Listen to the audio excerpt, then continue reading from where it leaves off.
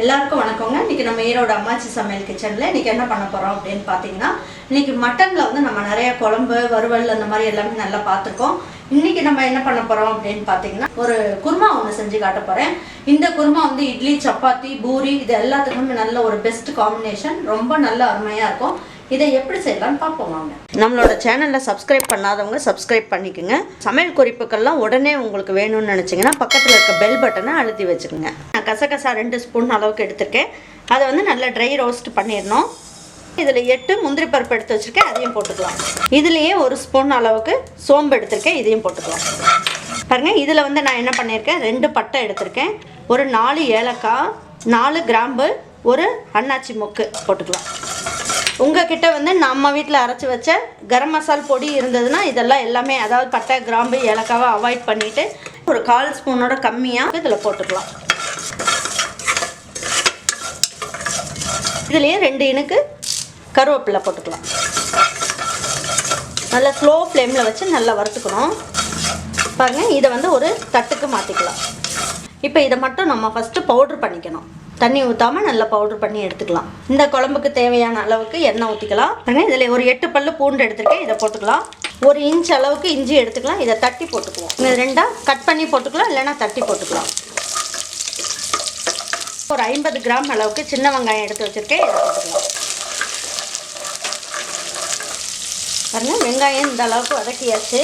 ஒரு அரை மூடி அளவுக்கு தேங்காவை நான் எடுத்து வச்சுருக்கேன், இதை வந்து நல்லா உடச்சி போட்டுக்கலாம்.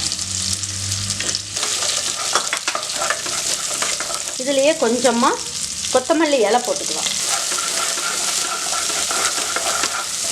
பாருங்கள், இதெல்லாம் நல்லா வதங்கிடுச்சு. இப்போ நம்ம என்ன பண்ணலாம், 2 ஸ்பூன் அளவுக்கு மல்லித்தூள் எடுத்து வச்சுருக்கேன், இதை நம்ம போட்டுக்கலாம். அவ்வளோதாங்க. இப்போ ஸ்டவ் ஆஃப் பண்ணிவிட்டு இதை ஒரு பாத்திரத்துக்கு மாற்றிக்கலாம். நல்ல பல்ஸில் போட்டு தூள் பண்ணிவிட்டு அதுக்கப்புறம் தண்ணி ஊற்றி நல்லா நைஸாக அரைச்சி எடுத்துக்கலாம். பாருங்கள், இப்போ நம்ம அரைப்போம் இல்லைங்களா, இதுலேயே நல்லா பவுட்ரு பண்ணிவிட்டு இதில் கொட்டிக்கலாம். நம்ம கொட்டிட்டு எல்லாம் ஒன்றா சேர்ந்து அரைச்சிக்கலாம். இந்த குருமாவுக்கு தேவையான அளவுக்கு நம்ம வந்து எண்ணெய் ஊற்றிக்கலாம்.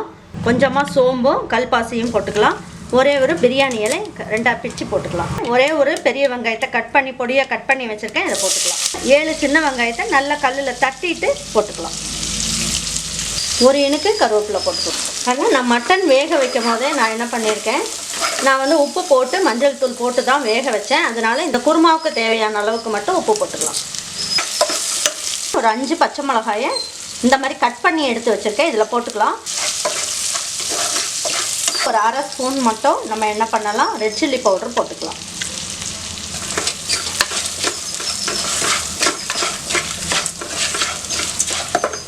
பாருங்கள், இப்போ வந்து நம்ம பொடி பண்ணி எடுத்துருக்கோம் இல்லைங்களா, இப்போ நம்ம பட்டை, கிராம்பு, கசகசா, முந்திரி எல்லாமே நல்லா பொடி பண்ணியிருக்கோம்.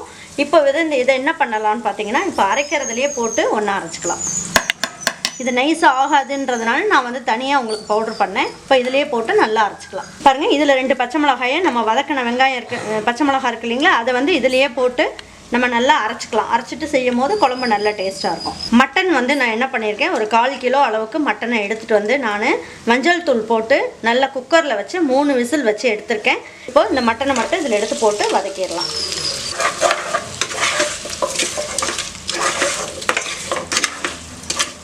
இப்போ இதுலேயே 1 நிமிஷத்துக்கு மட்டும் இந்த மாதிரி மூடியை வச்சு மூடுங்க. எல்லா ஃப்ளேவரும் இந்த மட்டனுக்குள்ளே பிடிச்சிக்கும். பாருங்கள், நல்லா வதங்கிடுச்சு. இப்போ நம்ம என்ன பண்ணலாம், அரைச்சி வச்சுருக்க விழுதை இதில் போட்டுக்கலாம்.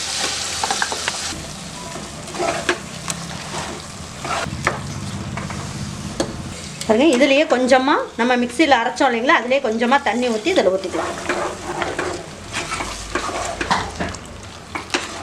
இப்போ நம்ம என்ன பண்ணலாம், இது மட்டன் வேக வச்ச தண்ணி தான் இது, இதை வேஸ்ட் பண்ண வேண்டாம்.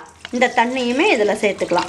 உங்களுக்கு வந்து நிறைய வந்து உங்களுக்கு திக்காக வேணும் அப்படின்னா, நீங்கள் வந்து கசகசா யூஸ் பண்ண மாட்டீங்க அப்படின்னா, நீங்கள் உங்கள் ஊரில் கிடைக்காது அப்படின்னா நீங்கள் என்ன பண்ணலாம், இதில் முந்திரி பருப்போடு சேர்த்து ஒரு 2 ஸ்பூன் அளவுக்கு பொட்டுக்கல்ல கூட போட்டுக்கலாம் நீங்கள். அப்போ வந்து உங்களுக்கு குருமா வந்து நிறைய வைக்கலாம் உங்களுக்கு. இது ஒரு 2 நிமிஷத்துக்கு நல்லா கொதிக்கட்டும். அதுக்கப்புறம் கிளறி விட்டுட்டு அப்புறம் என்ன பண்ணணும்னு சொல்கிறேன். பாருங்கள், ஒரு 10 நிமிஷம் நம்ம வந்து நல்லா ஸ்லோ ஃப்ளேம்லேயே வச்சு நல்லா கொதிக்க வச்சிட்டோம். மட்டனில் இருக்க அந்த கொழுப்பு இதெல்லாமே நல்லா ஆடை மாதிரி நல்லா படிஞ்சு சூப்பராக வந்துருச்சு. மட்டனும் நல்லா வெந்துருச்சு பாருங்கள். இப்போ இதில் கொஞ்சமாக கொத்தமல்லி இலையை கொஞ்சமாக தூவி விட்டு நம்ம இந்த குழம்பை எடுத்துடலாம். சூப்பரான குருமா வந்து ரொம்ப அருமையாக வந்திருக்கு. இந்த குருமா வச்சுட்டு நல்ல ஒரு இட்லி, தோசை, சப்பாத்தி இதெல்லாம் வச்சு சாப்பிட்டோம்னா ரொம்ப நல்லாயிருக்கும். கண்டிப்பாக நீங்களும் இந்த குருமாவை கண்டிப்பாக செஞ்சு பாருங்கள். செஞ்சு பார்த்துட்டு உங்கள் பிள்ளைங்களுக்கெல்லாம் செஞ்சு கொடுங்க. அவங்கெல்லாம் வேண்டானே சொல்ல மாட்டாங்க, அந்த அளவுக்கு டேஸ்ட்டாக இருக்கும். இனிமேல் இந்த மட்டன் குருமாவே செஞ்சு கொடுங்க அப்படின்னு கேட்பாங்க. அந்த அளவுக்கு டேஸ்ட் ரொம்ப அருமையாக இருக்கும்.